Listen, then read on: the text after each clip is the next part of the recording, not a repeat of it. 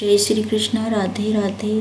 स्वागत है आप सभी का मेरे YouTube चैनल आध्यात्मिक कथाओं में। आज हम आपको सुनाएंगे कार्तिक मास में तुलसी की कहानी शुरू करने से पहले आप सभी से मेरा हाथ जोड़कर निवेदन है कि इस कथा को अंत तक अवश्य ही सुने, क्योंकि आधी अधूरी कथा सुनने से दोष लगता है। और कथा अच्छी लगे तो वीडियो को लाइक करें, शेयर करें और मेरे चैनल को सब्सक्राइब जरूर ही करिए। तो आइए शुरू करते हैं। बोलिए श्री गणेश भगवान की जय हो, विष्णु भगवान की जय हो।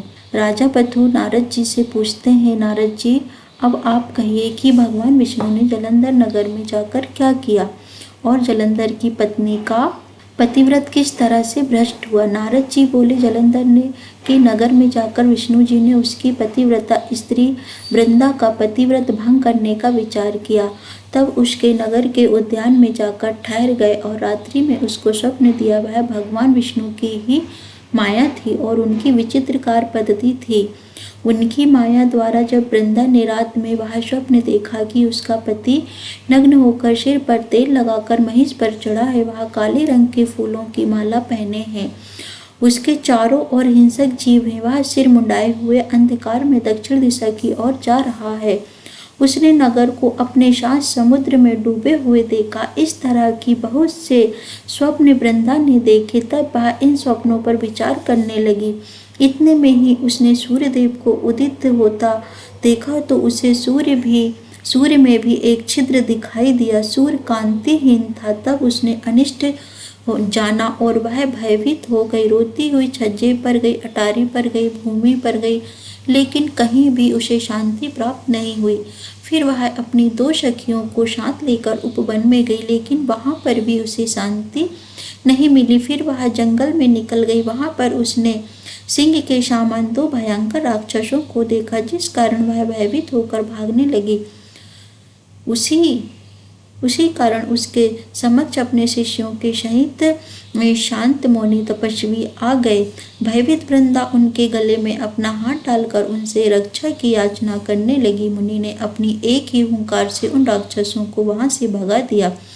वृंदा को बड़ा आश्चर्य हुआ और वह अपने भय से मुक्त होकर हाथ को जोड़कर प्रणाम करने लगी। फिर उसने मुनि से अपने पति के संबंध में उसकी कुशल क्षेम का प्रश्न किया। उसी समय दो वानर मुनि के समक्ष आकर हाथ जोड़कर खड़े हो गए।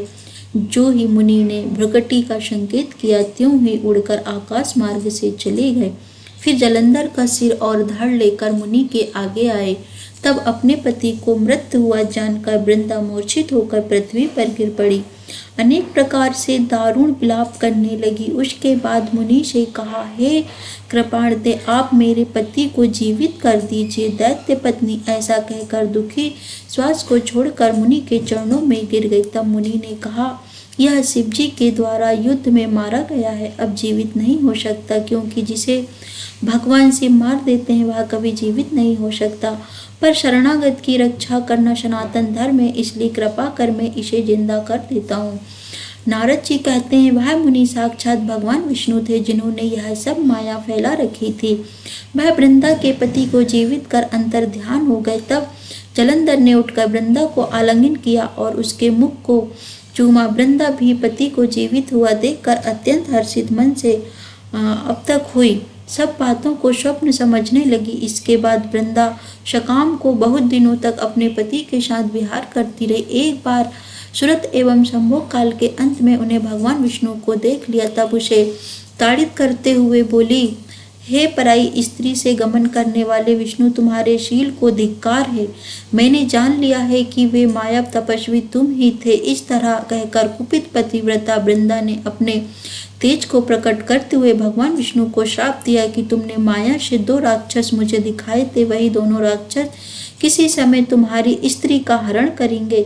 सर्वेश्वर जो तुम्हारा शिष्य बना है वह तुम्हारा साथी रहेगा। जब तुम अपनी स्त्री के विरह में दुखी होकर भटकोगे, उस समय बानर तुम्हारी सहायता करेंगे। ऐसा कहती हुई वह पतिव्रता वृंदा अग्नि में प्रवेश कर गई। ब्रह्मा आदि सभी देवता आकाश से उसका प्रवेश देखते रहे। वृंदा के शरीर का तेज पार्वती जी के शरीर में चला गया। पतिव्रत के प्रभाव से वृंदा ने मुक्ति प्राप्त की। यहाँ पर कार्तिक मास की कथा समाप्त होती है। आपको यह कथा कैसी लगी कृपया कमेंट करके ज़रूर बताइए, और कथा अच्छी लगी हो तो मेरे चैनल को सब्सक्राइब कीजिए, वीडियो को लाइक कीजिए, शेयर कीजिए। बोलिए विष्णु भगवान की जय हो। जय श्री कृष्णा। राधे राधे।